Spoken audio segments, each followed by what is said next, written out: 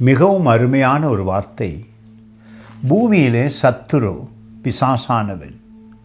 பழைய ஏற்பாட்டிலே மிக குறைவாகவே சேட்டனை குறித்து, சாத்தானை குறித்து எழுதப்பட்டிருக்கிறது. ஆனால் புதிய ஏற்பாட்டிலே இயேசு கிறிஸ்து ஒவ்வொரு பக்கமும் நமக்கு எழுதி நம்மை தைரியமாய் அவனுக்கு எதிராக போராடும்படியாக அழைத்திருக்கிறார். நிச்சயமாக எல்லா கெட்ட காரியங்களும், எல்லா தீமைகளும் பிசாசிடத்திலிருந்து வருகிறது.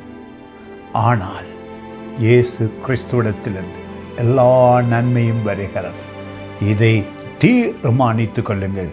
10ஆம் அதிகாரம் 10வது வசனம் யோவான் புத்தகத்திலே சொல்லுகிறது, திருடன் பிசாசானவனை குறித்து, திருடவும் உங்கள் அன்பை, சந்தோஷத்தை, சமாதானத்தை, வருமானத்தை, சுகத்தை திருடவும் கொல்லவும் அழிக்கவும் வருகிறானே அன்றி வேறு ஒன்றுக்கும் வரான்.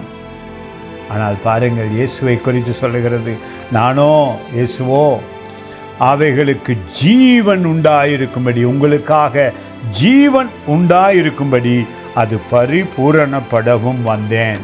நீங்கள் ஒவ்வொரு நாளும் மகிழ்ந்திருக்க வேண்டாமா? உங்களுடைய சுகம் அதிகமாய் இருக்க வேண்டாமா?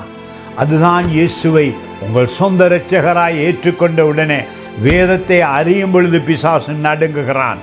அவன் உங்களுக்கு பயம் அல்ல, அவன் இயேசு கிறிஸ்துவுக்கு பயம். காரணம், அவருடைய வார்த்தை உங்களுக்குள்ளே இருப்பதினாலே. அதுதான் உங்கள் ஜீவனை நன்றாய் அனுபவிக்க முடியும், உங்கள் வாழ்க்கையை மகிழ்ச்சியாய் அனுபவிக்க முடியும். ஒருபோதும் தேவன் உங்களை சோதிப்பவர் அல்ல.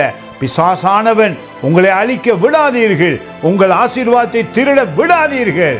God bless you.